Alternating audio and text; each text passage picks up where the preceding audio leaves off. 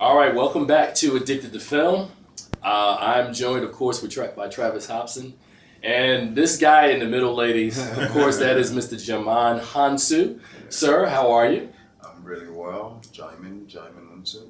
Really? Djimon, how you thank doing? you. Yeah. Nice to meet you, sir. Absolutely. Nice to meet you. How you doing, man? It's great to have you. All right, sir. Thanks for having me. All right. What's going on? Well, first of all, man, the movie How to Train Your Dragon 2. Yeah, that's had an what I'm saying. opportunity. That's right. Had an opportunity to see this movie. Oh yeah, what'd you think? Well, you were terrifying. That's all I can say. I mean, I don't know how Travis feels about it. Well, first of all, I just want to ask you: did you watch the first film, and what did you think of that? I mean, I saw the first film because I have a son who's also 5 now, and over time, with his sisters, we've seen the film at home a couple of times, but never had I thought a couple of years later that I would be offered to play a role in the sequel. So Right. it's it's quite rewarding. Every successful actor, eventually at some point, it kind of extends your legacy to being a animated feature. No, they live forever. I mean, a movie, especially for a movie like this, a franchise like this, exactly. So the character, of course, you had to channel some true rage to play this character. Was it a mix of you not just bringing kind of like a dark side to it, but was there some humanity that you tried to portray in the character as well? More importantly, I mean, there has to be a humanity. I mean, all lost souls are all humane. Obviously, they got led down either by themselves or through the default system. Growing up, and generally it's from your parents, your family members for the most part. But anyways, I mean, when I heard, and then I got offered the role, and I heard the name of the character, it just took me to places. I started fantasizing about, how, because the voice each represents. I mean, for us, going to interpret that character or any other character in an animated feature, the voice is the character. The voice defines everything. So. The need to find Drago Bludvist's voice was crucial. Yeah. Did they show you like the design of the character first, and then you kind of built the voice around what you saw, or did you kind of think about it yourself first of all? Well, like I said, it was the name first, and so I started fantasizing about the name and what that character would be like, and try to visualize it. And they also had some sort of like a graphic sort of like a drawing of it, and so I saw that and playing with it quite a bit. I mean, it was like a back and forth, and trying it. I mean, like there were days I would come out of the studio, the voice completely gone. Right. It would take like about a week to recover. But it was quite. It was a fun process because at first it really felt like very clinical, if you will. Right. I mean, it's just you and Right. a mic and your director on the side, guiding you and all that. But so that's the part that's very clinical because you're just reading by yourself, not with any other actor, and but at the same time, it's quite theatrical, the process, and it's quite liberating. Now, over the course of, I think you're almost 20 years now that you've been making films, what would you consider the theme of your style? What is it exactly that you're looking for? Is there a certain thread that runs in your thinking for the movies that you've made or the choice that you've made? Well, it's interesting you're saying, it's been 20 years of my career, but interestingly, DreamWorks produced How to Train Your Dragon 2. Actually, it's the 20th anniversary of existing and of the studio existing, and so I mean, I sort of like started with Steven Spielberg a couple of years after the creation of the studio, and so I feel like yeah, 20-year old, young, you know. And but at the same time, so to answer your question about I mean, obviously, at all time you always want to find meaty roles that really speaks volume as far as you know some attributes of our social interacting here and there. So I mean, those characters, some of them have great voices of wisdom and struggle quite a bit and then finding it, and so it's that to me.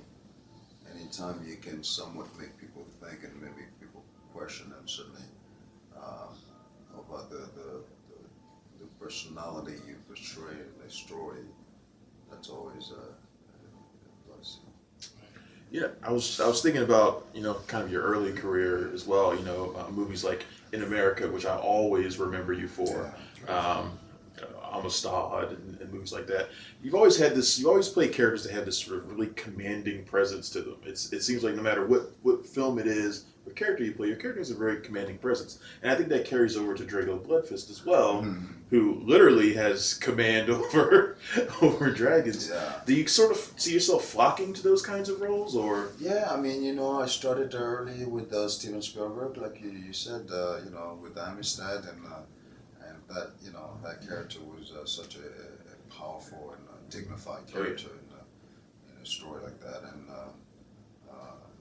a story that speaks volume to every generation of this country, and so in that sense, yeah, I mean, you're sort of like driven down at that point to want to find meaty, and interesting characters that have voices of that, great voices like that, yeah. Now you have several other projects that are coming up in addition to this, including a high profile one in August. You want to talk a little bit about that one? Well, aside from How to Train Your Dragon 2, I have Guardians of the Galaxy and Marvel Comics. This is like the superheroes of the galaxy. Now we're tackling the galaxies. I mean, it's like no place on Earth. I mean, it's like absolutely sort of like not, have no bearings. It's a world apart. Has no bearings. No reflection to it. So it's quite a fun and interesting action picture. I'm looking forward to seeing that too, because I haven't seen it. You had a chance to watch it yet? No, well, we were still filming until about a couple months ago, so there's still a little pieces that need to be finished. But no, I'm looking forward to seeing it. I'm playing like my character's name is Korvath, and he's the build machine to a killing machine. So, but that was fun to play. That was quite sorry, excuse me. That was quite fun to play. Have you heard anything about, because How to Train Your Dragon is designed as a trilogy?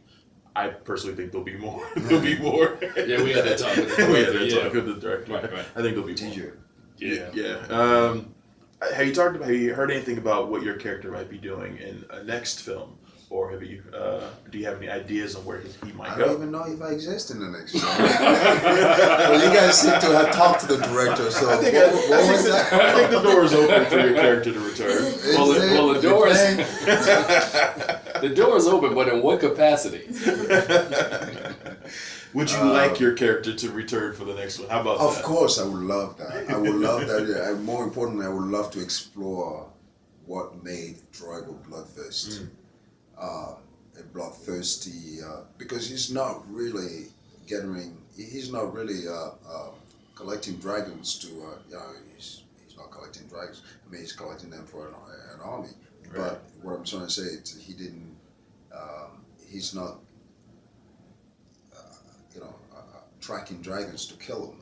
Right. I mean, so the reason why he's, building a dragon army is for mankind. Is to control mankind. So what made him, and how, he became what he became, and as a result, what was his interaction with mankind before he lost it. I mean, it would be interesting to see. I agree. So, Djimon, are you trying to get your own prequel spin-off? you laid that out pretty well. I mean, I watched that movie. Drago's origin story. Yeah, I think you're angling for something. Yeah. Well, they got a whole TV series. Maybe they can bring you in to do some of that. There you go. All right. All right. I think we're just. No, but I think it will be quite interesting. Yeah. When you have a character like Drago Bludvist, again, nobody becomes like a bloodthirsty, indoctrinated dragons and for nothing. I mean, obviously, the wound came from somewhere. Right. Now, before we get out, it's quite nice to know those things because, again, on a daily basis, we're also confronted to, so challenged to, on a daily basis to try to, evolve as we see it fit. But you have so many, attributes on the outside, but basically there's a conflict. There's a conflict of your evolution. I mean, as you would see it fit. Right. Then again, yeah. So. It's interesting that we live, we're social being, but we were so conditioned to, wear our ego internally, and animals, they wear their ego outside. Right. And so when you meet somebody, enacting when you're asked to play some of those roles, you're asked to be very reactive, which is where your ego on the outside. I was going to tell you before we get out of here. Vulnerable. Oh, what? I'm sorry, I keep cutting you off. No, I keep that's cutting you right. off. My apologies. I just realized that, that's the vulnerability, in portraying some of those characters. I'm going to let you have the last word on that one. Yeah. I can't follow that. Look, I can't follow that. That was great. Thanks a lot. Nice meeting you as well. Great talking to you. Great talking to you. All right, and we'll be back with more Addicted to Film on the other side.